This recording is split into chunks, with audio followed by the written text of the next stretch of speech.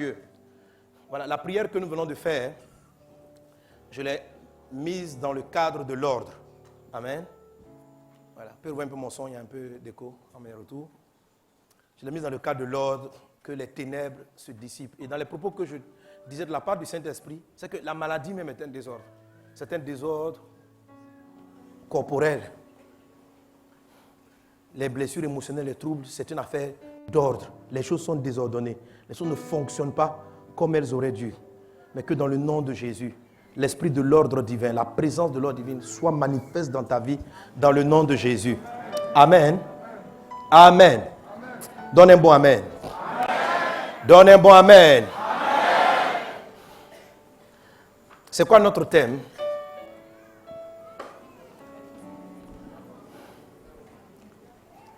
Vous connaissez maintenant quand même. Bon, c'est un thème en 2 sous-titres. Savoir s'investir dans les priorités divines. Pour aborder le sujet, combien de lois allons-nous étudier? 10 lois pour que nous apprenions à nous investir dans les priorités divines. Amen. Ce thème, mon frère, ma soeur, est majeur pour ta vie. C'est trop important pour toi. Je t'ai dit la dernière fois, aux yeux de la parole de Dieu, que le désordre est la cause de beaucoup de blocages dans les vies des personnes. Le désordre. Dans le livre de Jean chapitre 6, et dans plusieurs autres passages de la parole de Dieu que nous connaissons, on a vu par exemple Jésus, avant de multiplier les pains, un texte qu'on a lu, je vais peut-être on va encore rapidement le parcourir. Amen. On voit Jésus, avant de multiplier le pain, demander, exiger aux disciples qu'ils fassent asseoir la foule en ordre. Qu'ils fassent asseoir la foule en ordre et en rangée de combien de personnes? De 50. Amen. Luc chapitre 9, verset 14. Or, il y avait là environ 5000 hommes. Jésus dit à ses disciples, faites-les asseoir par rangée de 50. Verset 15. Et ils firent ainsi. Donc, les disciples ont mis l'ordre. Donc, il y avait du monde autour de Jésus. Jésus voulait leur donner du pain. Mais la confusion a été comme un frein. Jésus a demandé aux disciples d'installer d'abord l'ordre avant qu'ils ne rentrent en action. La Bible dit que Jésus prit les 5 pains et les 2 poissons, il levant les yeux, il a rendu grâce et Dieu va multiplier les pains. Quelqu'un donne un bon amen? Amen. Quelqu'un donne un bon amen? Amen. Alléluia. Tu sais mon ami, souvent il y a des choses que Dieu ne fait pas dans ta vie parce que l'ordre ne s'est pas encore mis en place. Et c'est un aspect qui est tellement banalisé. On se dit, mais si Jésus veut multiplier les pains, il n'a qu'à multiplier les pains. Mais Jésus était conditionné par l'environnement de la foule, par la manière dont la foule était là. Et tu vois, il y a beaucoup de promesses ou de sujets que tu fais monter vers Dieu qui ne trouvent pas leur exaucement parce que Dieu estime qu'il y a trop de confusion dans ta gestion de ton temps pour qu'il amène cela dans ta vie. Savoir s'investir dans les priorités divines, c'est la façon dont tu arrives à savoir comment t'organiser selon Dieu afin de lui permettre de te faire entrer dans les dimensions qu'il a prévues pour toi. Amen. Souvent, lorsqu'on regarde l'histoire de la multiplication des pains, on sous-estime cet aspect-là, que Jésus a exigé qu'il y ait de l'ordre avant de pouvoir multiplier les pains. Ce qui fait que plusieurs n'ont pas de promotion parce qu'ils n'ont pas organisé leur vie pour pouvoir accueillir la promotion. Si la promotion vient dans leur vie, elle sera mal gérée, mal distribuée. Si les disciples devaient distribuer le pain dans une foule confuse dans cet état-là, ça allait prendre encore plus de temps. Il a exigé que les disciples prennent le temps. Et vous savez, une foule de 5000 hommes, sans compter les femmes et les enfants, qui peut atteindre donc près de 10 000 personnes, n'est pas facile à ordonner. Surtout par rangée de 50. Bon, si on comptait 5000, ça fait combien de rangées de 50? Ça fait à peu près 100 groupes. Donc pendant que tu es en train de placer le premier groupe de 50, quelqu'un qui est dans la première rangée de 50, vous avez fini, vous là, 1, 2, 3, 4, 5, 50, asseyez-vous, 1, 2, 3, 4, 5, 50. Il y a un qui est là-bas qui lève le doigt. Monsieur Pierre, monsieur, je peux aller là-bas. Il y a 3 personnes qui disent, et au lieu d'être 50, maintenant ils deviennent 47. Et ils sortent. Donc il fallait les maintenir. Le principe de l'ordre n'est pas évident pour le corps. C'est une discipline sur soi. Et c'est ce qui embête les personnes. On a vraiment envie que les choses se fassent sans qu'on prenne de l'ordre parce que l'ordre nécessite ou exige une certaine discipline. Et l'ordre n'est pas tout temps évident. Mais ce qu'on va apprendre va te montrer que l'ordre n'est pas en fait compliqué. Alléluia. Il faut simplement de la volonté, il faut respecter le principe. Beaucoup de bienfaits n'arrivent pas dans la vie des croyants parce qu'il n'y a pas d'ordre suffisamment. L'ordre n'est pas suffisant. Dieu veut que tu sois ordonné. Viens voisin, mets de l'ordre dans ta vie. Il y a plus grand que cela pour toi. Tout ce que tu as eu aujourd'hui, Dieu veut faire de plus grandes choses. Mais dis-lui, je ne parle pas l'esprit, dis-lui, mais tu n'as pas l'ordre de la saison. Amen. Amen. Et ce que j'ai expliqué la dernière fois, en ce qui concerne, la dernière fois j'ai parlé de la première loi. C'est quoi la première loi? Tohu. Et puis le sabbat. Amen. Et on a beaucoup insisté sur la notion du tohu bohu. Ce que je vous ai expliqué, c'est que l'ordre divin obéit à un cycle. Pour comprendre, c'est simple. Quand on dit un cycle, c'est-à-dire, ce que je suis en train d'expliquer, c'est que dans une période de ta vie, il y a une gestion des priorités. Quand la période finit, tes priorités se réorganisent. Elles se réorganisent. Donc quelqu'un peut avoir été ordonné hier et être désordonné aujourd'hui. Quelqu'un me suit? Quelqu'un me suit? Est-ce qu'on est ensemble? Maintenant, notez bien. Je suis en train de parler de l'ordre divin, pas du rangement. Il y a une différence entre l'ordre et le rangement. Est-ce qu'on est ensemble? Lorsque Jésus a demandé à la foule a demandé aux disciples de mettre la foule en ordre, vous voyez qu'il a même exigé le nombre de personnes qui devaient constituer un groupe. Il a dit 50. Il aurait pu dire, faites des groupes égaux. Il aurait pu dire, faites des groupes comme ceci. Mais il a donné une chose précise. L'ordre obéit à un objectif précis. Amen. Mais ce dont je parle, ce ne sont pas des choses mystérieuses. La vie, quand je dis que chaque cycle de la vie a une organisation qui lui est propre, ce n'est pas quelque chose de mystérieux. Est-ce qu'on est ensemble? Est-ce qu'on est ensemble? Amen. Alléluia. Et quand je dis que le rangement est différent de l'ordre, ce n'est pas des choses mystérieuses. Je l'ai dit la dernière fois, je crois, à ce culte aussi. Prenons le cycle d'un élève qui va à l'école. On est dans une région comme ici en Côte d'Ivoire où les enfants ont une tenue scolaire. Ok? Lorsqu'il est en vacances et lorsqu'il rentre à l'école, ça fait un cycle. Quand l'enfant est à l'école, comment sont organisés ses habits? Les habits qu'il va porter.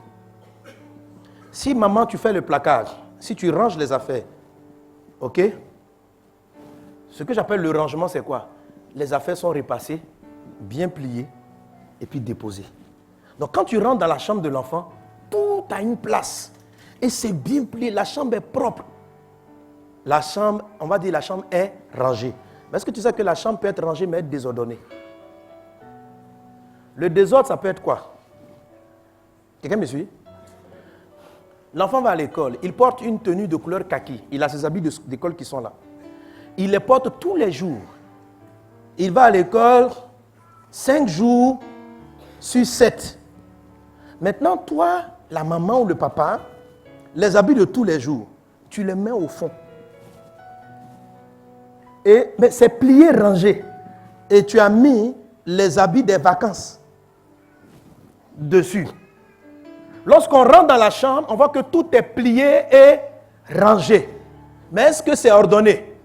C'est désordonné.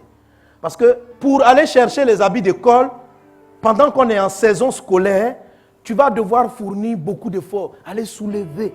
Oh, tu sais très bien qu'aujourd'hui, il a porté le kaki, demain, il portera le même habit, après-demain, il va porter la même chose. Dès l'instant où l'habit devient un habit usuel, il passe en première position. Donc, il ne s'agit pas de ranger pour ranger. Il ne s'agit pas que les choses soient pliées, rangées et déposées. Il faut que cela respecte un ordre. Maintenant, qu'est-ce qui détermine le positionnement des habits? Qu'est-ce qui détermine? C'est l'objectif. Qu'est-ce que tu fais? C'est ce que tu fais. Quelqu'un est avec moi?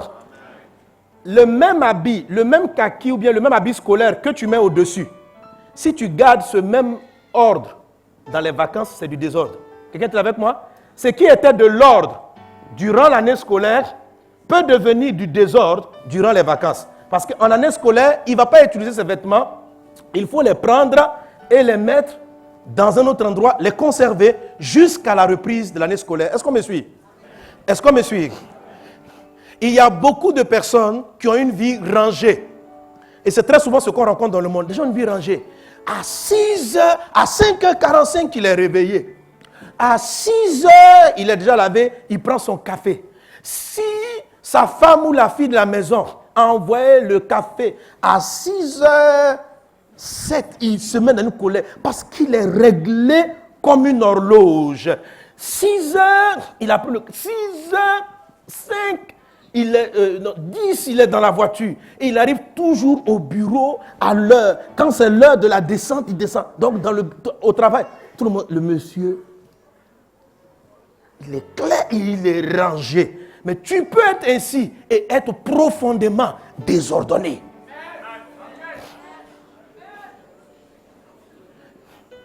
C'est sûr que celui qui n'est pas rangé, qui a les habits partout, lui, on n'a pas de... Lui, c'est clair, il est déjà désordonné avec grand D. Mais l'erreur de la plupart des personnes dans la vie, c'est de considérer que le rangement est de l'ordre. Ils ont des vies rangées. Ils savent ce qu'ils font. Quand ils sont au travail, ils sont au travail. Quand ils sont à la maison, ils sont à la maison. Leur vie est rangée. Mais elle n'est pas arrangée en fonction des choses importantes. C'est-à-dire, ils ne savent pas dans quelle saison ils sont et dans quelle saison, comment se positionnent les priorités.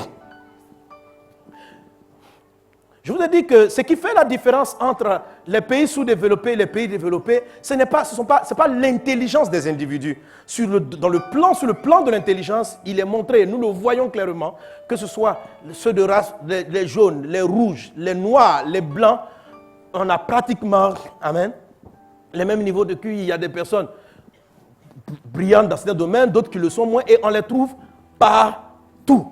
Voilà. Pas penser que quand tu vas arriver au Japon, tu ne vas pas voir des gars bizarres. Là maintenant, tu vois des gars bizarres ici qui ne savent pas, ils sont embrouillés. Il y a des Japonais comme ça aussi. Amen. Il y a des Français comme ça. Et là maintenant, tu verras des personnes brillantes à l'école qui réussissent tout. Tu en trouveras dans tous les pays. C'est pareil. Qu'est-ce qui a fait le retard et le développement? C'est l'ordre. Le désordre empêche de développer toute grâce et tout potentiel. Avant de multiplier quoi que ce soit, Jésus attendait de l'ordre. Donc, quelle que soit l'intelligence que Dieu donne à une personne, cette intelligence-là, à un moment donné, si la personne n'a pas l'ordre de la saison, son intelligence et son potentiel vont arrêter de croître. La grâce divine dans sa vie va arrêter de croître. Dieu peut pourvoir à tes besoins pendant que tu es dans le cycle année scolaire. Mais si tu ne réorganises pas ta vie, quand tu passes au cycle vacances, ton rangement n'est plus fonctionnel à un moment donné. Et en ce moment précis-là, si la maman garde les habits scolaires pendant les vacances, c'est encore de la perte d'énergie. C'est encore du temps perdu. Parce que chaque fois, il faut déranger les habits et puis elle va prendre encore le temps. Comme on a mis les habits scolaires au-dessus, on a gardé le même rangement de l'année scolaire. Il est identique. Elle va dire, maman, je vais aller à la piscine. Maman, je dois aller m'amuser avec mes copains. Donc elle va, elle soulève. Du temps perdu. Et maintenant, comme tu as dérangé toutes les affaires, parce que tu ne trouves pas, il y en a même tu déplies. C'est pas ça. C'est pas ça. Et maintenant que tu as fini de trouver, c'est ça. Tout le reste est dérangé. Voilà l'habit. Et après encore, tu vas prendre 30 minutes des 24 heures de temps ou des 1 heure de temps pour refaire un nouveau rangement. Et encore, un nouveau rangement est désordonné. La vie est comme ça, mes amis. Ce que je dis pour les années scolaires, c'est le désordre vient dans la vie de ce que beaucoup de personnes, il y en a qui sont d'abord profondes, qui sont désordonnés, mais il y a certains qui sont rangés. Les gens rangés n'ont pas le discernement des cycles. Ils ne comprennent pas que les cycles changent. Je suis en train de te dire ceci, que l'ordre que tu avais quand tu étais célibataire est différent de l'ordre que tu as quand tu te maries. C'est une autre réalité qui prend place. Maintenant, le changement de cycle est annoncé par la première loi qu'on appelait la loi du Tohu Bohu et du repos. C'est ce qui est annoncé. C'est-à-dire, parce qu'il y a une chose nouvelle le Tohu, on dit ça veut dire informe, difforme, sans forme. Dès qu'il y a une chose nouvelle, des données nouvelles qui rentrent dans ton quotidien, l'habitude, la forme d'organisation que tu avais prise avant est remise en cause. Elle ne fonctionne plus exactement. Si tu veux conserver le même système d'hier aujourd'hui, tu vas te cracher.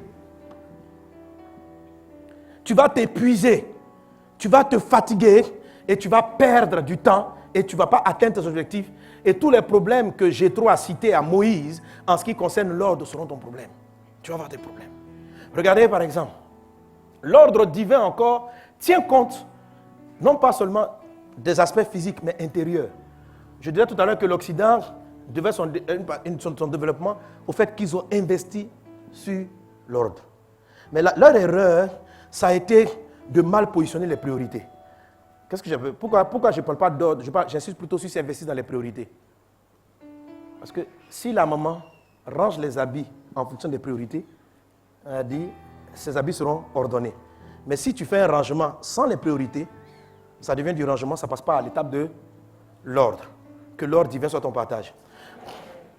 La réalité de l'Occident, par exemple, c'est qu'ils ont donné des valeurs en ce qui concerne ce qui est important dans la vie d'un homme, c'est l'argent, par exemple. L'argent. Et toute la vie organisée pour faire du bénéfice. Quelqu'un est avec moi? La rentabilité. Tout est organisé autour de ces principes. Ça, c'est du rangement de vie. Mais ce n'est pas l'ordre des choses. Ce n'est pas l'ordre. Il y a ces côtés positifs, mais il y a les côtés négatifs qui sont manifestés par ce qu'on trouve aujourd'hui, les terroristes. Parce que dans les priorités, il se trouve que toi qui es un homme, tu es un enfant. Quand l'enfant arrive dans ta vie, le comportement, l'organisation que tu avais avant son arrivée rentre dans un autre cycle. Il y a un autre système qui se met en place. Quelqu'un est avec moi? Donc les personnes, ils ont des enfants, mais tellement on court après l'argent et après maximiser le potentiel et le profit, l'éducation des enfants est reléguée en deuxième, troisième, quatrième, 20e plan, 20e place. Ce qui se produit, ça produit des enfants qu'eux-mêmes ils ignorent. Ils disent qu'aujourd'hui, ceux qui ont rempli des groupes armés comme l'EIL, ils ont donné maintenant plus de 2000, 3000 jeunes Français qui sont arrivés dans leur système éducatif ordonné et qui sont devenus des tueurs. Pourquoi? Parce que c'est du désordre. Leur ordre ne respecte pas les priorités divines. Dans la priorité, leurs priorités sont pris la priorité humaine est basée sur le profit. La priorité divine a d'autres règles. Quelqu'un est avec moi? Parce que les enfants qui viennent les bombarder sont des gens qui sont nés, qui sont allés dans leur école. Qu'est-ce qui s'est passé? Et tout à l'heure, on va le comprendre. Qu'est-ce qui s'est passé? Donc, si vous n'ordonnez pas votre vie, quand je dis ordonner, j'ai pris l'exemple des habits scolaires pour vous donner une illustration. Mais la vie même a des priorités. La vie a ses priorités. La vie. Et c'est pourquoi j'ai appelé cet enseignement les 10 lois, des lois. Ce sont des lois. Mais quand je parle de lois, il faut bannir de ton esprit, enlever de ton esprit le principe des lois qui sont votées par l'Assemblée nationale. Ça, ce n'est pas des lois universelles. Ce sont des lois locales, nationales. Et qui sont décidées par vote à l'Assemblée nationale. Mais les lois dont je parle sont des lois universelles, éternelles, divines. Les lois de Dieu ne passent pas au crible du vote. C'est la nature est comme ça. Tu ne respectes pas l'ordre, tu meurs, quelle que soit ton onction. Quelqu'un est avec moi, hein? C'est ce qu'on appelle des lois. C'est quoi les lois universelles? La loi la plus connue, dont on parle souvent dans les messages, c'est la loi qu'on appelait à l'école la loi de la pesanteur. C'est-à-dire, tout objet, pour résumer sur la Terre ici, est attiré vers la Terre, tant qu'elle reste dans son champ gravitationnel.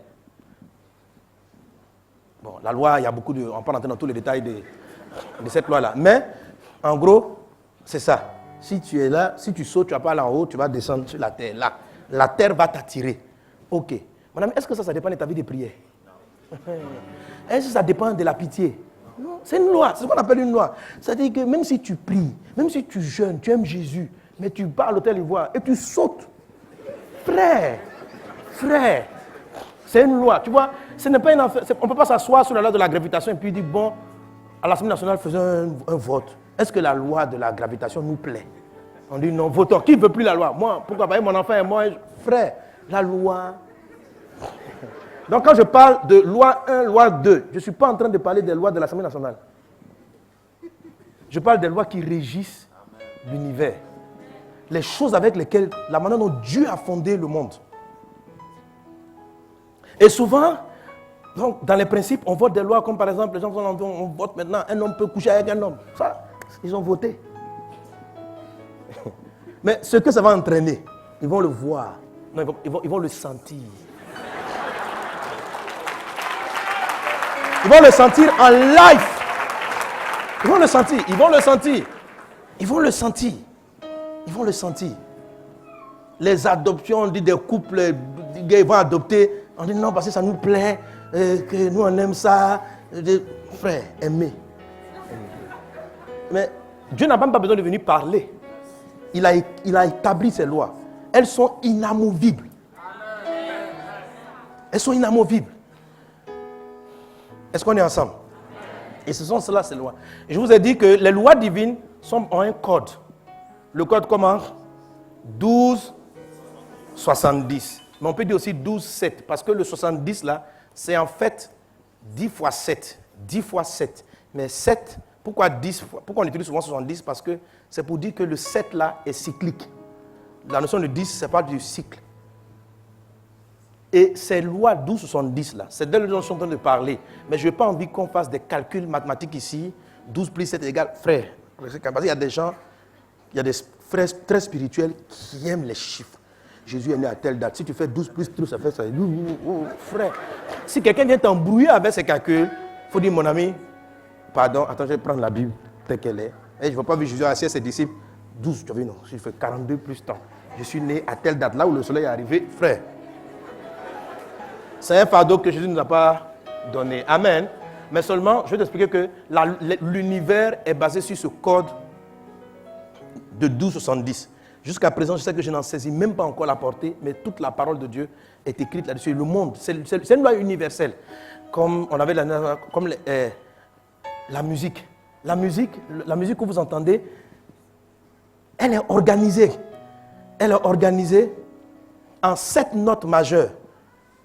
5 notes mineures. L'ensemble composé, ça fait 12. C'est-à-dire Do, Ré, Mi, Fa, Sol, La, Si. Et puis après, ça reprend encore le cycle. Do, Ré, Mi, Fa, Sol, La, Si. Do, Ré, Mi, Fa, Sol, La, Si. Do, Ré, Mi, Fa, Sol, La. C'est un cycle. La semaine obéit au même cycle. Lundi, mardi, mercredi, jeudi, vendredi, samedi, dimanche. Lundi, mardi, mercredi, dimanche. Dimanche. C'est un cycle.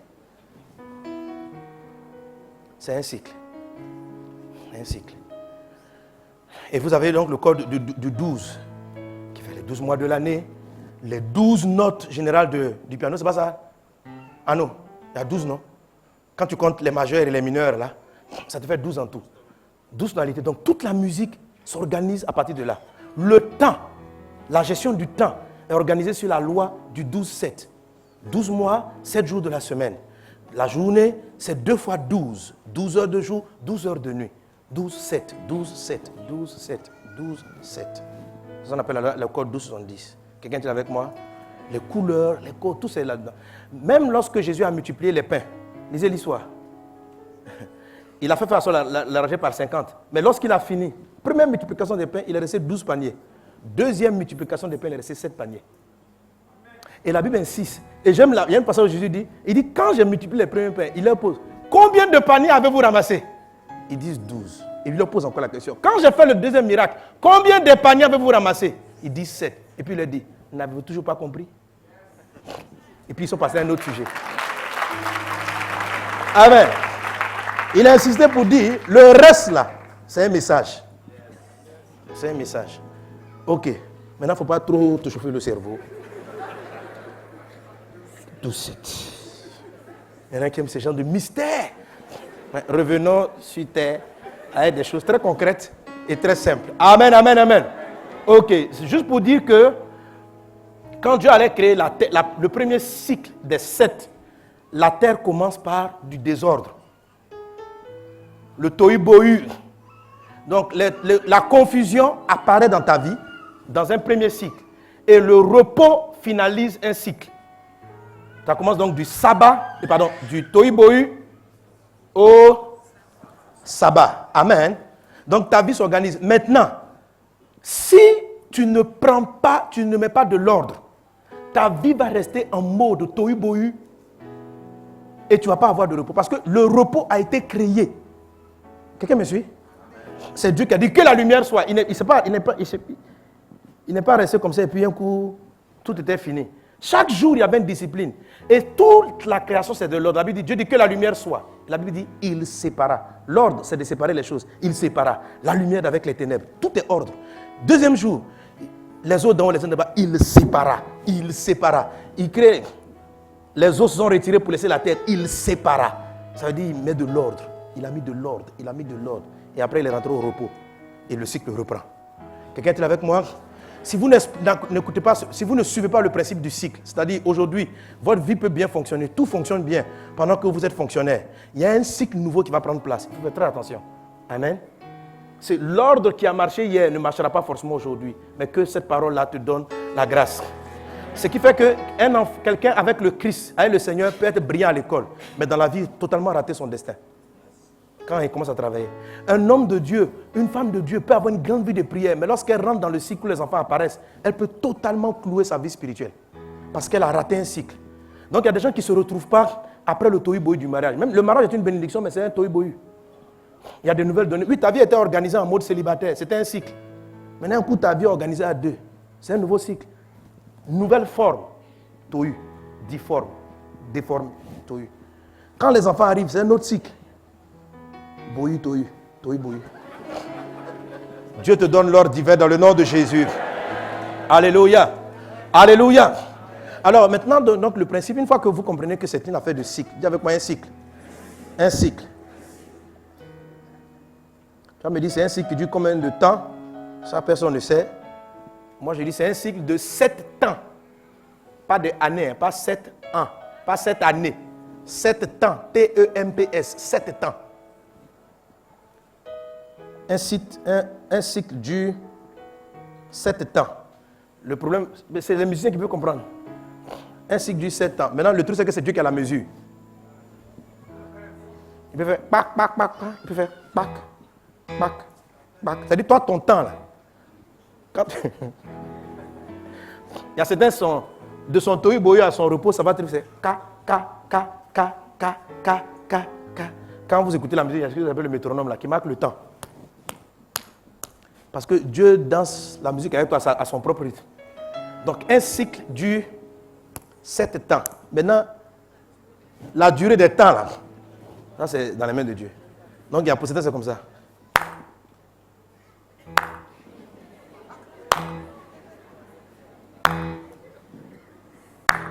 Maintenant, d'autres, leur vie va vite. Quand ta vie rentre en dimension accélération divine,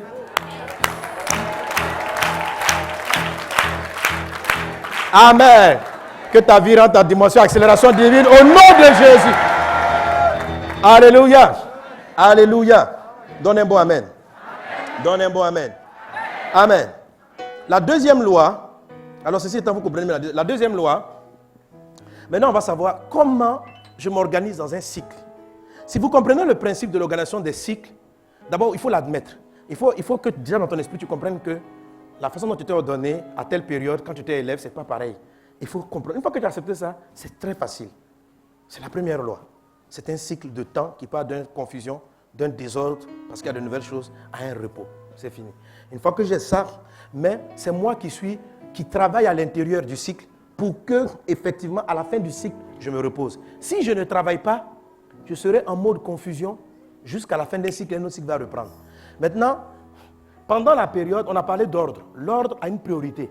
La priorité est déterminée par ce qui est important dans la période. Quand l'enfant part à l'école, l'école est prioritaire par rapport au jeu, par rapport à la détente. C'est pas ça?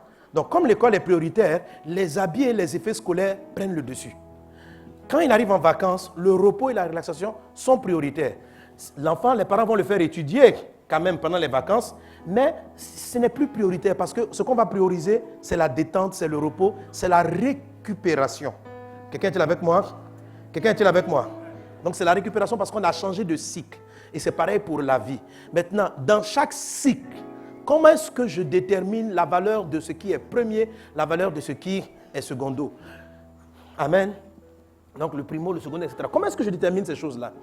D'abord, je vais donner une règle générale qui est un rappel des choses que nous avons dites précédemment. Mais c'est toujours bien de rappeler parce que tout l'ordre divin s'écrit en fonction de ces principes généraux. Est-ce qu'on est ensemble? Alors, la deuxième loi, de l'ordre divin, c'est la loi des petits chiens et des enfants. Dites-moi les petits chiens. Les petits chiens. Ok. Les petits chiens, bon, tout le monde sait d'où c'est tiré ce texte. Font référence à cette histoire de Matthieu chapitre 15, verset 21. Avant de lire ce texte, Dieu veut t'informer que dans ta vie, si tu veux mettre de l'ordre, il faut être conscient qu'il y a des choses, des personnes, des dépenses, des sollicitations qui constituent pour toi ce qu'on appelle des petits chiens. Et il y a dans ta vie d'autres sollicitations qui sont classées dans la catégorie enfant.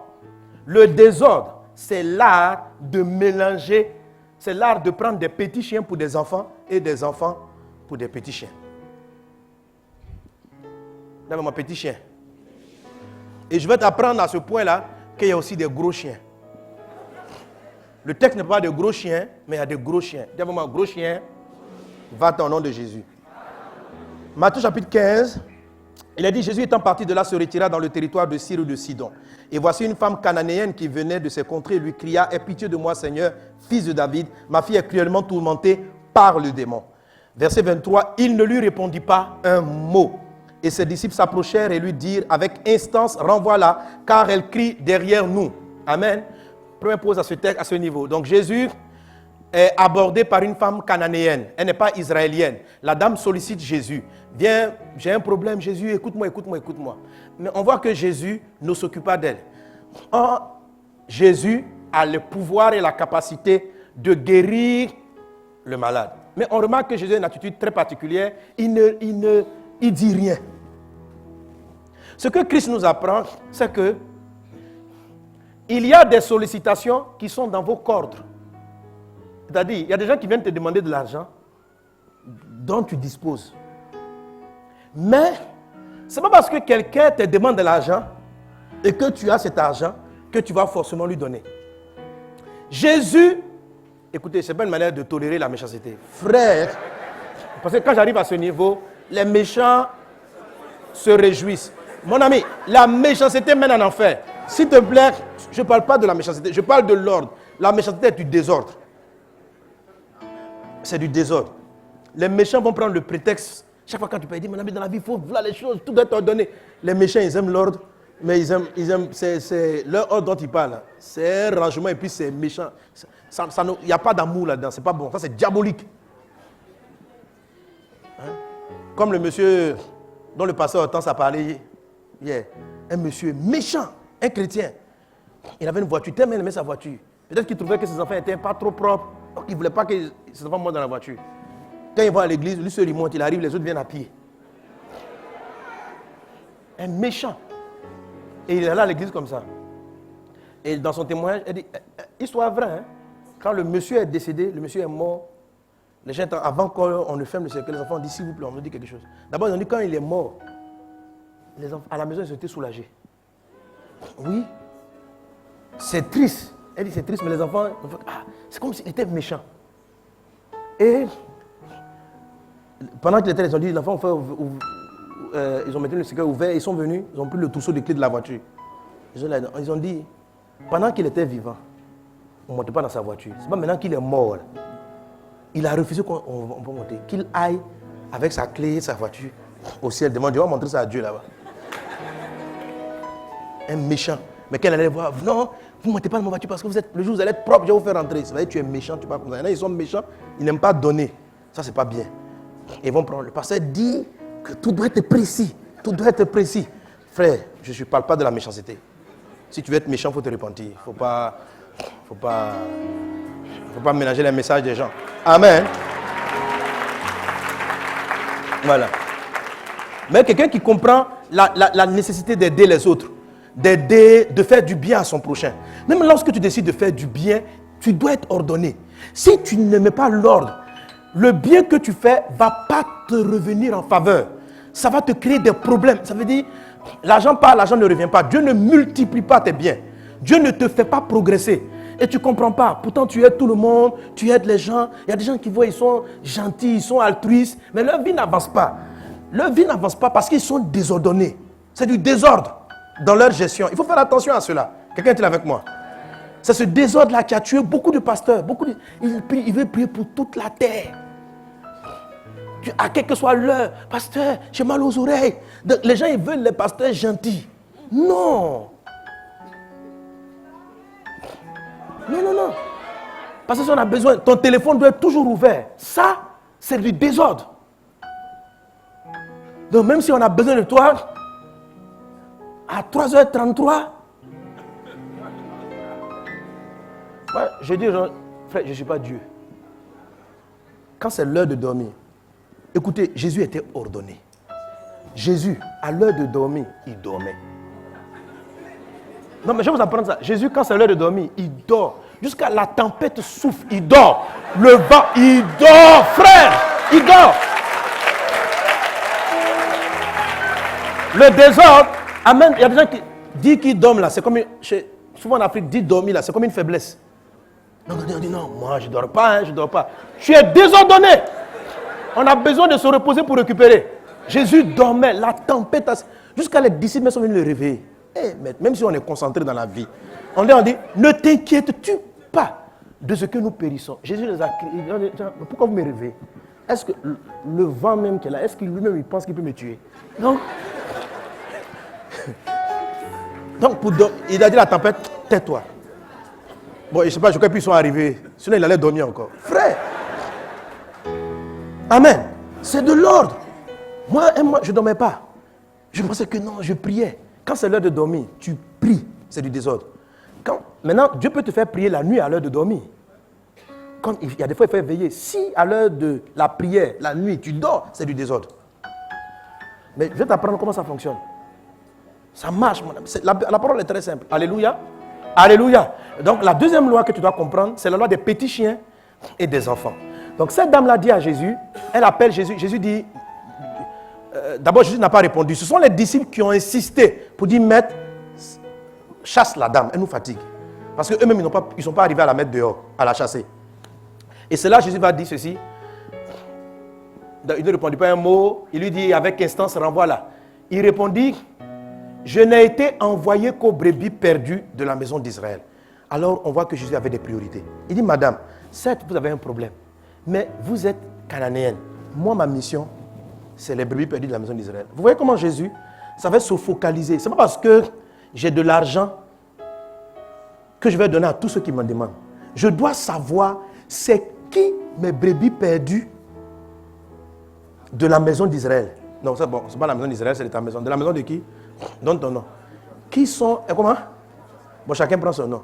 Je dois investir prioritairement mes biens dans les brebis perdues de la maison de Mohamed Sanogo. Ça veut dire, moi, il y a des brebis qui sont censés être dans ma maison.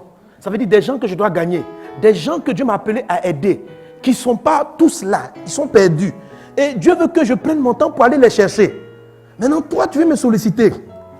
Tu n'es pas, c'est ce qu'il explique, tu n'es pas dans le programme. Amen. C'est pourquoi il ne lui a pas répondu un mot. Parce qu'il était précis. Il se focalisait sur la priorité. Amen. Et la dame va dire, elle va se prosterner, elle va dire, vraiment ma fille est tourmentée, je t'en supplie. Et Jésus va donner encore cette phrase. Madame, on ne prend pas le pain des enfants pour le donner aux petits chiens. Aux petits chiens. On ne prend pas le pain des enfants pour le donner aux petits chiens. Maintenant, la femme, c'est qui va la sauver. C'est la phrase qu'elle a sortie après, qui est une que Jésus a fait laisser paraître pour nous apprendre l'ordre et les priorités. La dame va dire, oui Seigneur, dit-elle, mais les petits chiens mangent les miettes qui tombent de la table de leur maître. Et c'est là que Jésus va dire, madame, vraiment, tu as une grande foi. Amen. Donc la dame dit, je ne veux pas le pain, je veux les miettes. Je reconnais que je suis petit chien, ce n'est pas grave. Mais nous là, on prend les miettes là, ça nous suffit.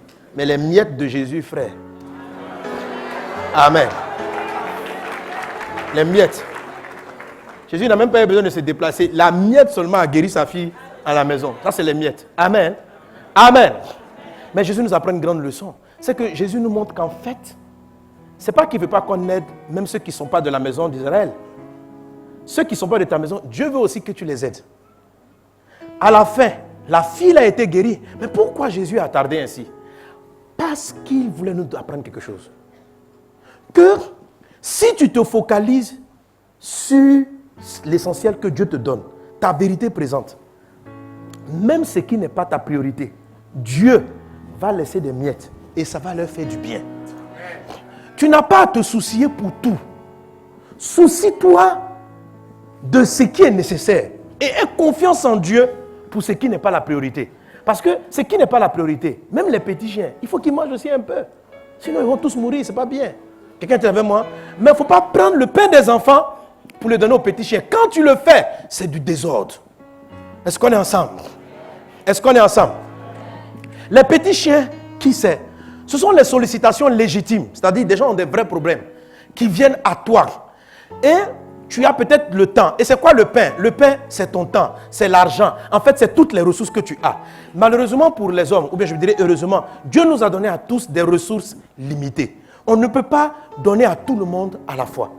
Maintenant, Dieu veut qu'on aide le maximum de personnes. L'objectif final, c'est qu'on va aider le maximum de personnes. Mais comment Dieu organise cela? Dans le livre de Cantiques des Cantiques, il est dit ceci: les petits renards, donc ce sont des petits chiens aussi, les petits renards détruisent la vigne. Les petits chiens, quand tu les prends en priorité, ils bouffent ton temps, ton énergie, ils le prennent. Et à un moment donné, ce qui est essentiel, tu n'as plus le temps de le faire. Tu ne le fais plus. Et c'est là que le désordre t'a détruit. Est-ce qu'on est ensemble? Est-ce qu'on est ensemble? Quelqu'un est avec moi? Et le désordre te détruit. Donc les sollicitations. Quelquefois, le mot petit chien et enfant, ce n'est pas une personne spécifique. Ce sont des positions relatives. Amen. Quelqu'un qui est enfant peut être le petit chien d'une autre personne. Quelqu'un est avec moi? Quelqu'un est avec moi? Amen. Amen. Écoute mon ami, le travail te sollicite. C'est une priorité, c'est important. Tes enfants veulent rester un peu avec toi. Ta femme, ton conjoint veut rester avec toi. Tu as des devoirs aussi spirituels. Tout ça sont des choses importantes. Beaucoup de personnes ont perdu leur enfant parce qu'ils ont raté le cycle des priorités. Et c'est toujours aussi un cycle de 12. De 0 à 12 ans. De 0 à 12 ans. Là, c'est un cycle, bon, j'ai parlé de cycle de 7, mais vous avez les 12. De 0 à 12 ans, un enfant est rattaché, est collé à ses parents. La priorité, quand ton enfant entre dans cette zone-là,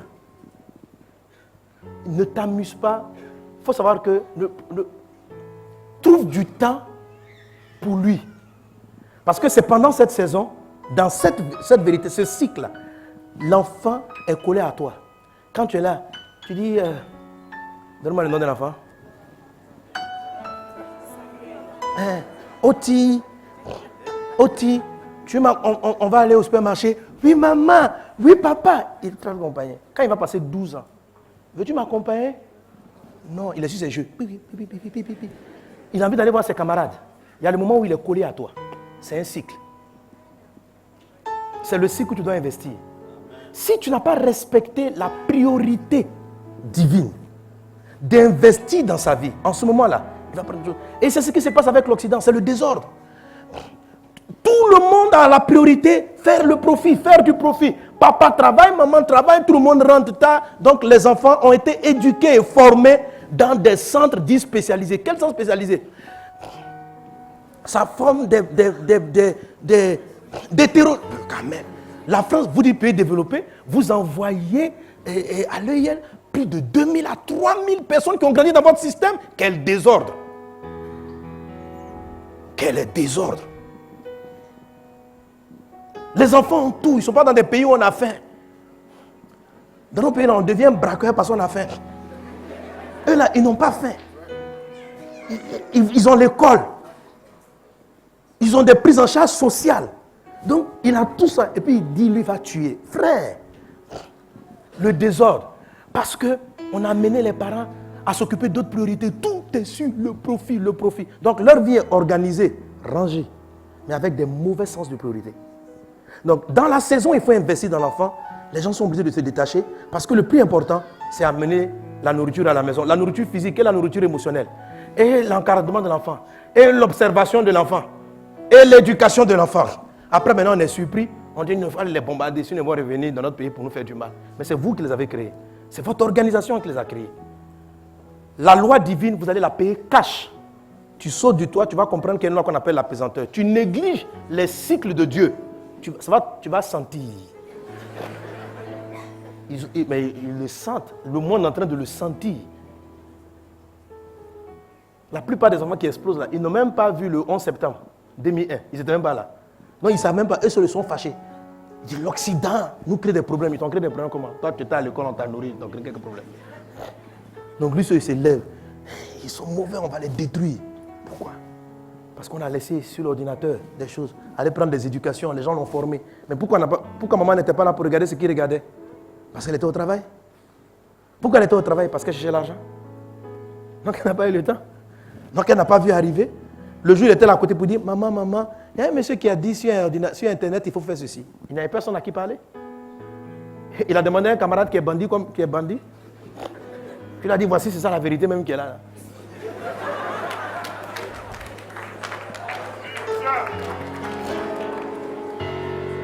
Dis-moi, désordre, va-t'en. Au nom de Jésus. Au nom de Jésus. Donc les petits chiens, ce sont des sollicitations, ça peut être professionnel, qui viennent prendre votre temps. Tu peux être un pasteur, je dis l'onction ne vous exempte pas de l'ordre. Un pasteur, les fidèles, prie, à 3 heures, ils t'appellent. Même tu veux t'asseoir avec tes enfants pour parler. Pasteur, j'ai une urgence. Tu n'as plus le temps de rire avec tes enfants, de t'amuser avec eux. Mais le frère, il a vraiment une urgence. Mais ton enfant aussi, il a besoin de son papa. Ce n'est pas urgent. Donc, comme il n'est pas urgent, tu mets toujours ton enfant à des mains pour aller t'occuper des problèmes urgents. Les petits chiens vont détruire ta vie. Le temps de te rendre compte, ton enfant est parti, ta femme est partie, ton mari s'en va. Souvent, les femmes sont tellement, maintenant je dis comme tout le monde travaille, les femmes sont tellement professionnelles. Et on va voir ça. Il y en a aussi ça avec l'église, la vie spirituelle. Mais je vais expliquer ça la loi la semaine prochaine. Donc attendez, venez à l'église, priez. Mais la 4e loi, c'est ce que j'appelle la loi de la satiété. Il y a l'investissement à un temps. Quand tu dépasses le temps d'investissement, ce que je vais t'expliquer, c'est que quand c'est le temps des enfants, l'enfant doit être rassasié. Si l'enfant est la dose du jour, tu excèdes de trop, c'est du désordre. C'est ce qu'il dit la phrase. Dans une version, il dit, quand les enfants sont rassasiés, les petits chiens prennent les miettes. Donc le principe, c'est que ce n'est pas que l'enfant prend tout le temps. Il prend juste le temps d'être comblé. Et le temps d'être comblé varie par saison. Est-ce que quelqu'un avec moi? Je suis en train de vouloir dire aussi, c'est la même chose que de la vie de prière. Si tu priais 24 heures sur 24 avant de te marier, quand tu vas te marier, Dieu va garder toujours la priorité, mais tu ne pourras pas prier 24 heures sur 24. Il y a une autre vérité. Si tu fais ça, tu es 24 heures sur 24, tu appelles ta femme, tu appelles tes enfants. C'est du désordre, mais un manque de respect de la 4e loi, qu'on appelle la loi de la satiété. Quelqu'un est là avec moi? Un jour, les disciples sont montés sur la montagne avec Jésus. Tellement c'était beau là-bas. Il dit, nous voulons rester. Jésus dit, il y a un temps pour la montagne, il y a un temps pour en bas. Frère, il y a des gens qui sont perdus, c'est du désordre. Ils sont rentrés. Servons Dieu. Et quand vous changez de cycle, à un moment donné, vous allez avoir l'impression, et c'est pourquoi certains rétrogrades, ils ont l'impression qu'ils ont tellement investi dans le royaume de Dieu et qu'ils n'ont pas vu de résultats. Donc à un moment donné, ils disent, bon, eux-mêmes, ils ne servent plus à l'église. C'est ton désordre. C'est le désordre. Là, maintenant, tu venais à l'église excessivement, au-delà du rassasiement qui te pose des problèmes aujourd'hui. Et après, maintenant, tu te rebelles contre Dieu. Qu'est-ce que Dieu va voir là-dedans? Est-ce qu'on est ensemble? Donnez-moi Amen. Amen.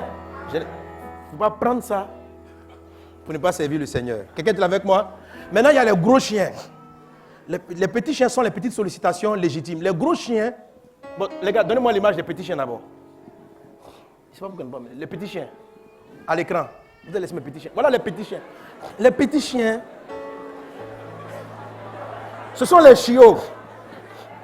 Ils sont inoffensifs. Ils sont mignons. Donc en fait, les petits chiens sont des choses mignonnes. C'est-à-dire, oh, c'est juste un dépannage. Il ne veut pas grand-chose. Un petit 1000 francs par là, un petit 500 par là. Et quand il s'agit de mettre l'enfant à l'école, tu ne t'es pas occupé d'abord de la priorité et tu as commencé à faire les 1000 francs, 500 francs. Tu as désordonné les finances. Les petits chiens ont commencé à grignoter l'argent. Les petits chiens, c'est des petites choses. Oh, je vais me détendre un peu avec ça. Est-ce que c'est l'heure de la détente? Oh, je vais me faire plaisir. Un petit cellulaire, un peu, un truc. De temps en temps, mon ami, il faut te détendre. Oh, Dieu veut que tu aies un cellulaire, bien. Mais est-ce qu'en ce moment-là, dans ce cycle, c'était la priorité?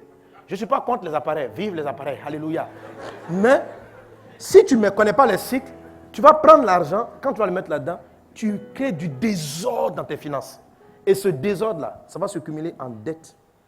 Un petit chien, petit écart de petit cellulaire, peut se transformer en dette de 10 millions. Les petits chiens, ils sont petits, mignons, puis ils sont les petits qui quoi. Donc, tu dis, vous mangez les miettes, tu leur donnes miettes seulement. Le pain est là, tu coupes. Quand les enfants arrivent, papa, on veut manger. Et le pain est fini. On partit chez les petits chiens. On donne d'abord à manger au point principal. Quelqu'un est avec moi? Et les miettes servent au truc. Maintenant, il y a les gros chiens. Le gros chien, ça c'est le péché, frère. Il y a des sollicitations. Et les gros chiens ne mangent pas les miettes. Si tu leur donnes les miettes, ils ne seront pas rassasiés. Ils vont attaquer le pain, ils vont te manger l'enfant aussi. Voilà un chien. C'est quoi le gros chien dans la vie? Ça, ce sont les sollicitations directes du péché. Quelqu'un me suit? C'est pas une affaire d'or. Tu vois que le monsieur qui te sollicite, ma fille, viens me voir, mon ami. Quand tu le vois ses yeux, tu sais que la pensée qu'il a là. C'est-à-dire, il y a des gens, leur fréquentation t'attire à pécher. Ceux-là, ce ne sont pas des petits chiens, ce sont de gros chiens. Car si tu les suis, ils ne vont pas grappiller de ton temps. Ils vont arracher ta communion avec Dieu. Ce sont des gros chiens. Ils ne vont pas se contenter, ils vont te tuer. Le monsieur, non, vient de temps en temps juste discuter. Tu sais qu'il veut te draguer. Tu sais que son projet, c'est le lit. Quelqu'un comme ça. Pourquoi tu vas lui dire, non, lui là, je vais lui donner les miettes. Il ne faut pas lui donner les miettes. Quand j'ai fini de prier, je vais lui rendre visite un peu pour le saluer. Mais tu connais ses projets. Quand il va goûter tes 10 minutes que tu lui as données, il va chasser ta main. Il va attaquer le pain. Il va prendre ta vie. Les gros chiens, c'est la tentation, l'attirance du péché. Quelque chose qui est affamé, qui veut plus que la miette. Il y a des gens qui se contentent juste, sur tes 10 000 francs, ils veulent juste 1000 francs. Mais c'est les nombreux petits chiens qui finissent par prendre tous tes 10 000. Quelqu'un est-il avec moi? Amen. La troisième loi, et on va finir avec elle. Amen, amen, amen. Donnez un bon amen à Jésus. Donnez un bon amen à Jésus. Elle découle naturellement de la première. Alléluia. On est dans Luc chapitre 10. C'est encore tout un rappel. Jésus arrive avec ses disciples chez Marthe et Marie. Amen.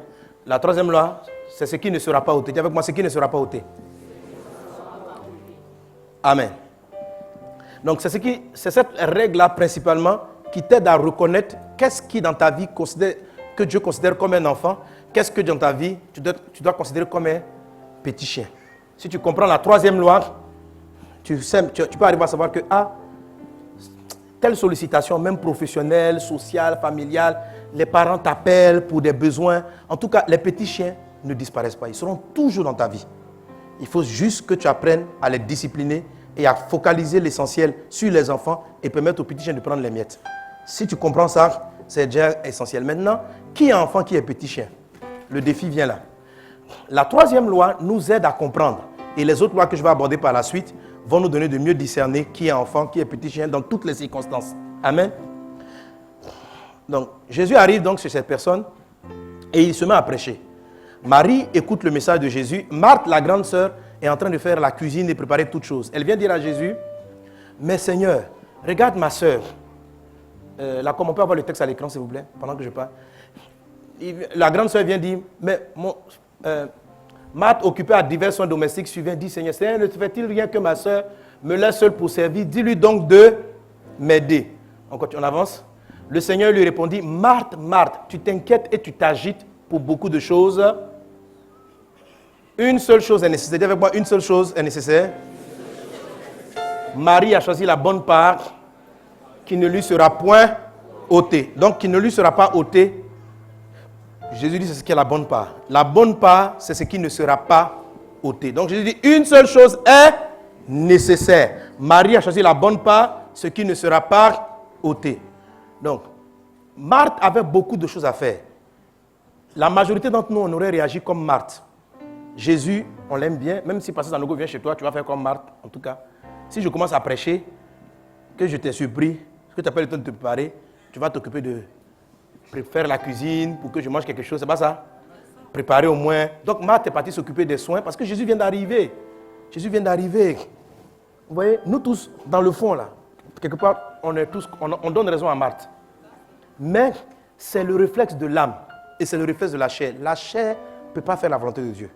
Et c'est parce que c'est notre naturel qui entraîne le désordre dans notre vie. L'ordre est une discipline. C'est parce que naturellement, on est poussé à faire certaines choses que le désordre prend place.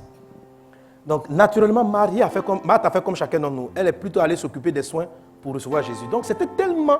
Elle est tellement convaincue de sa raison qu'elle m'a dit à Jésus, Marie agit mal. Il faut l'interpeller. Demande-lui de venir m'aider. Parce qu'après que tu aies prêché, il faut que tu manges. Il faut que tu aies un endroit où dormir. Maintenant, Jésus lui répond que Marthe, c'est toi qui as le problème plus tôt. Il dit, Marthe, tu fais beaucoup de choses. Tu t'inquiètes pour beaucoup de choses. Il y a une chose qui est nécessaire. C'est ta petite soeur qui a choisi la bonne part. Et il dit ce qui ne sera pas ôté. Donc Jésus nous dit, quand nous avons beaucoup de sollicitations, nous devons favoriser entre 2 sollicitations, 3, celle qui ne sera pas ôtée. Autrement dit, celle qui demeure le plus longtemps dans notre vie. Est-ce qu'on est ensemble? Est-ce qu'on est ensemble? C'est ce qui ne sera pas ôté qui donne l'ordre de l'importance. Et je vous avais déjà fait cette illustration. Alors suivez-moi bien. Amen. Le bocal représente votre vie. Ça représente ta vie, votre vie. Et ce que vous faites en priorité. Ok. Si vous vous occupez des choses qui ne sont pas importantes, les petits chiens, ça c'est les petits, ils sont tout petits.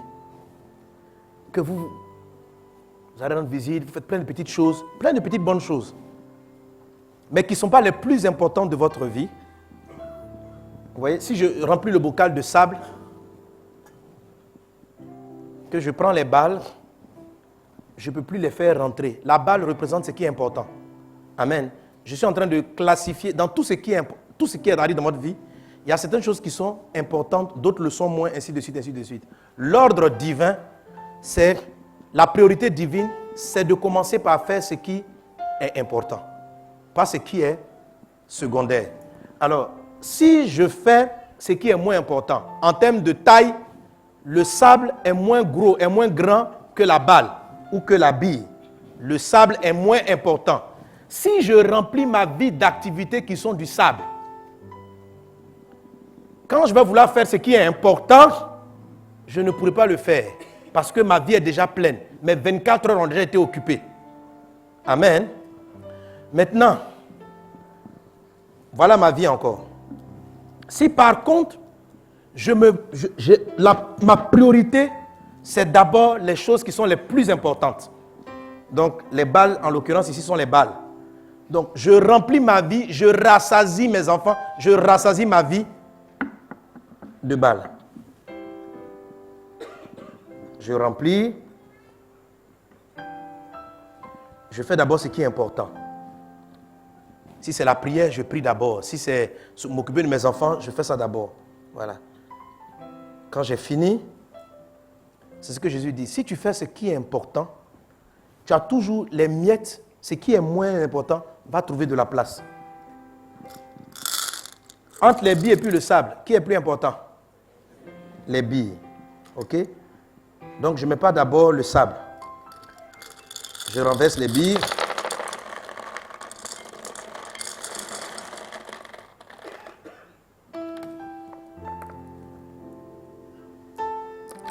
Voilà. Est-ce qu'elles ont pu entrer? ce qui est moins important trouve de la place. Et maintenant, voilà les petits chiens. Allez visiter Gasparette. Est-ce que c'est important que tu ailles saluer Gasparette, par exemple? Tu as 24 heures dans la journée. Gasparette dit, j'ai mal à l'oreille. Viens me voir ma copine. L'heure où elle t'appelle là, peut-être que dois-tu aller faire les cours, faire la révision de l'enfant, ou dois-tu aller prier pour Gasparine, pour Gasparette. C'est comme ça que tu positionnes. Donc, je fais d'abord ce qui est prioritaire, et comme Gasparette peut-être est moins important, elle va finir par trouver une place. Si je commence par remplir mon bocal avec les balles, j'ai de la place pour les billes et j'ai de la place pour les choses moins importantes pour le riz. Voilà, tout est rentré. Quelqu'un acclame Jésus. Amen. C'est pareil, quand tu veux ranger quelque chose, tu commences toujours par ce qui est important. Quand tu veux ordonner, et puis après tu places ce qui est moins important. Ainsi de suite, ainsi de suite, ainsi de suite. Maintenant, qu'est-ce qui est important? Dans le monde aujourd'hui, on a dit que c'est l'argent qui est important. Mais est-ce que l'argent est vraiment la chose la plus importante? C'est en favorisant la quête de l'argent qu'on a formé des rebelles, qu'on a formé des brigands, qu'aujourd'hui notre monde a plus de divorces qu'on n'en a jamais eu dans l'histoire. Donc, les relations humaines sont détruites parce qu'on est organisé, mais avec pour priorité la quête de l'argent et du matériel. Enrichir, augmenter, créer, ouvrir des maisons, des entreprises. On court après ces choses. Je ne dis pas que c'est mauvais, mais ces choses-là peuvent être pour nous dans nos vies de petits chiens. Comment je détermine cela? C'est la phrase de Jésus. Il dit ceci, ce qui ne sera pas ôté. Ce n'est pas que Jésus est contre le fait qu'on fasse le lit, pas qu'il est contre le fait qu'on arrange la chambre. Mais ce qu'il dit, c'est que entre préparer le repas et puis écouter ma prédication, qu'est-ce qui ne sera pas ôté? La parole va te suivre jusqu'au ciel. Le lit là, que tu veux faire, ça va nous laisser chez toi ici. Donc, si je parle entre le lit et ça, choisis d'écouter la parole, parce que ce que je suis en train de dire ne sera pas ôté. Amen. Amen. Amen. Alors, ton travail aussi vient vers toi. Ton travail te sollicite. Tu as 24 heures. On va te donner un boulot. Mais tellement tu es compétent. On te dit, on va te multiplier par 2. Mais tu vas travailler sur des plateformes pétrolières 6 mois. Et quand tu viens en vacances, tu as une semaine de congé. Après, tu repars. On ne va jamais te voir. Mais ton salaire, frère. Un salaire, grand S. Respect. Entre ce travail qui va te donner beaucoup d'argent, mais qui va en même temps sacrifier le temps pour tes enfants, qui tu sacrifies? Entre ces deux-là, qui est enfant, qui est petit chien? Salaire. Maintenant, si tu gardes la maison, tu as un petit salaire. Si tu vas à la plateforme, ton salaire est multiplié par 10. Qui vas-tu choisir? En restant à la maison, dans l'entreprise où tu as un salaire de 500 000 francs. Si tu vas sur la plateforme, on te paye 5 millions par mois. Frère, parlons maintenant. Voilà.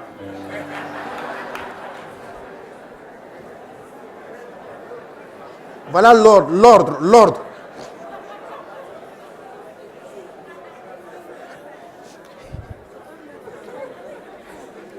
5 millions 500 000 francs pour rester, tu peux rester à la maison. 5 millions. 5 millions. Qui vote 5 millions de salaire? Frère, votons.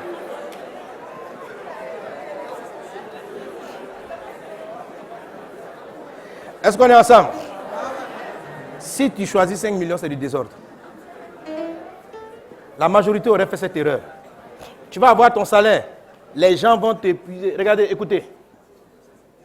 Les gens m'appellent, j'ai prié des présidents, toutes les grosses villas que vous voyez.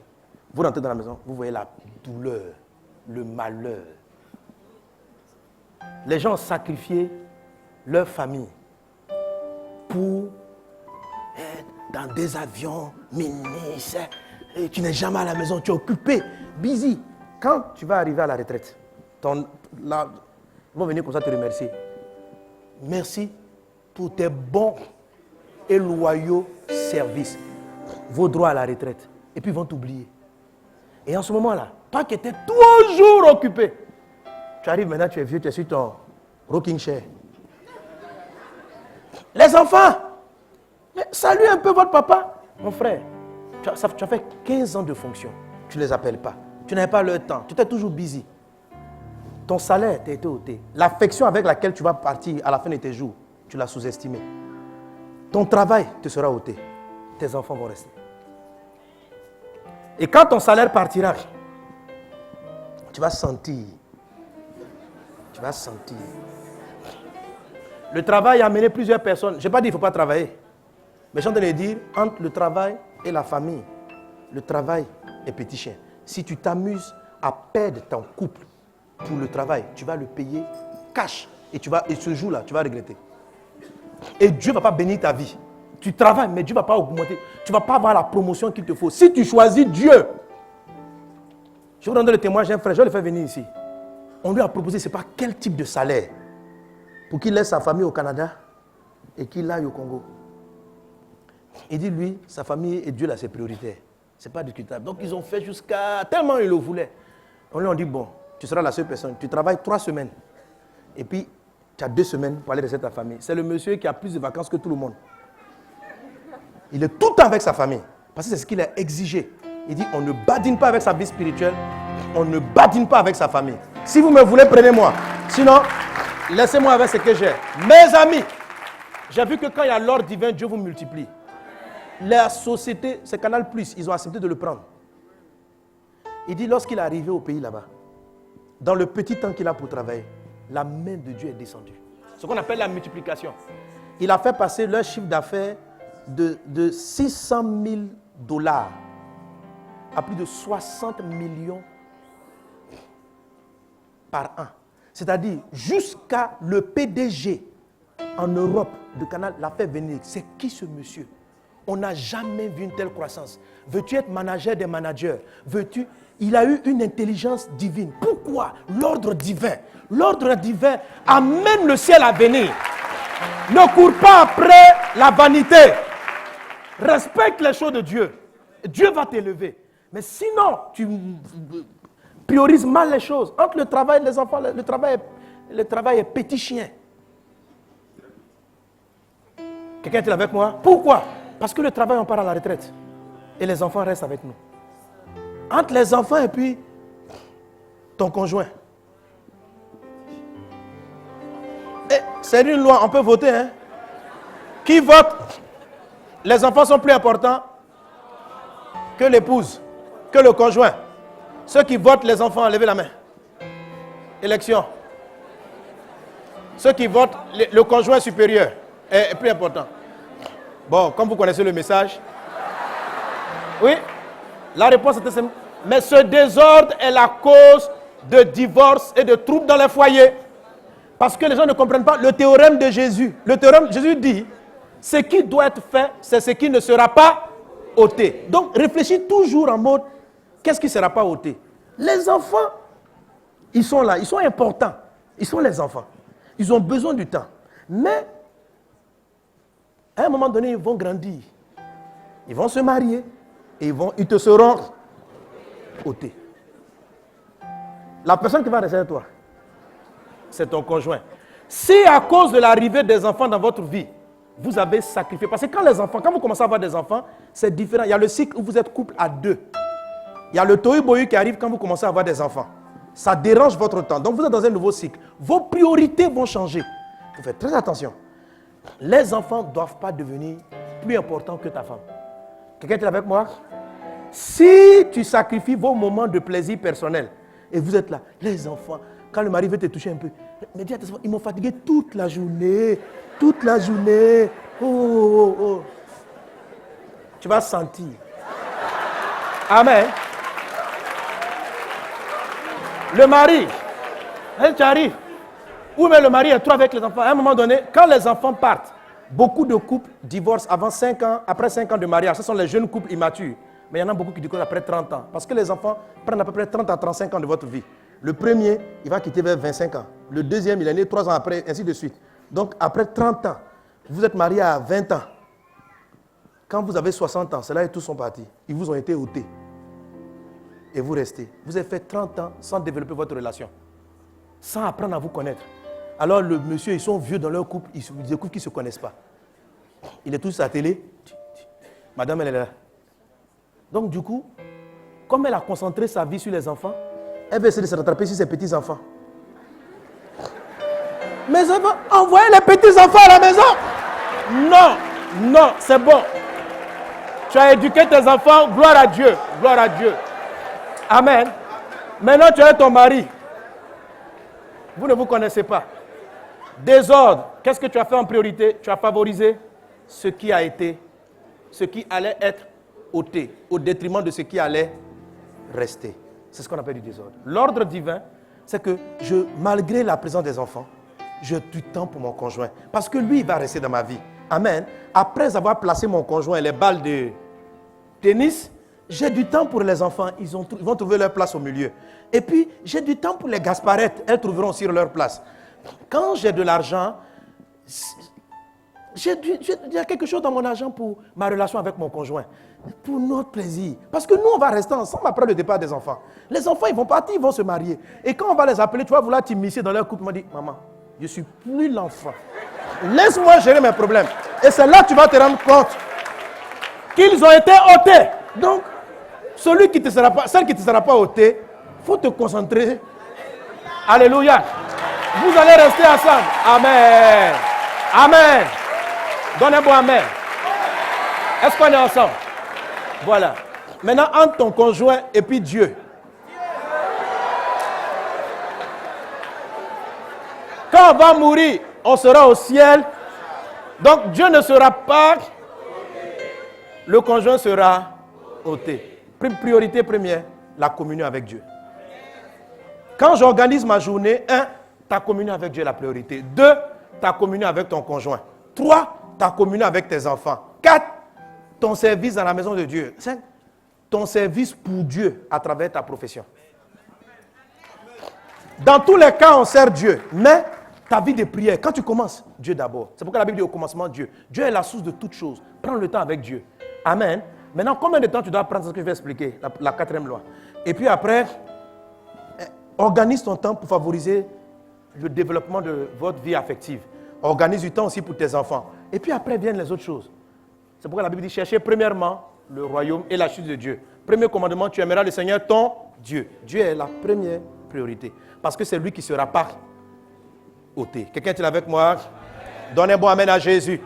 Donnez-moi amen à Jésus. Que le Seigneur te bénisse. Dis voisin, mets de l'ordre. Investis-toi dans les priorités divines. Fais attention aux petits chiens.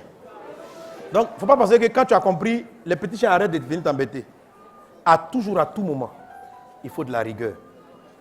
À chaque cycle, au travail, ils vont arriver en force. Mais dans la période où le travail arrive en force, c'est maintenant que tu as commencé à avoir des enfants. Comment on gère ça exactement? On dit Dieu en première position. Ça ne veut pas dire qu'on prie Dieu 24 heures sur 24. On dit la femme, le conjoint en seconde position. Ça ne veut pas dire qu'on se love 24 heures sur 24. On dit les enfants. Ça ne veut pas dire que tu as les enfants jusqu'à la journée. Non.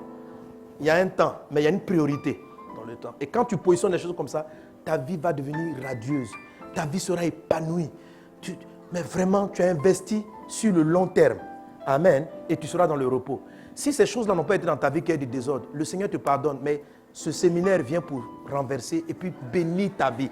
Que ta vie soit bénie, que la grâce de Dieu soit dans ta vie. Soyez bénis. Amen. Gloire à Dieu. Amen. Amen, amen. Amen. Merci Seigneur parce que tu nous aides, parlons à Dieu. Tu nous aides à mettre de l'ordre dans nos vies. Tu nous aides à établir les bonnes priorités. Au nom de Jésus. Au nom de Jésus. Pardonne-nous nos désordres. Et apprends-nous dans le cycle dans lequel nous sommes à repositionner les choses à leur place. Qu'il en soit ainsi dans le puissant et précieux nom de Jésus. Amen.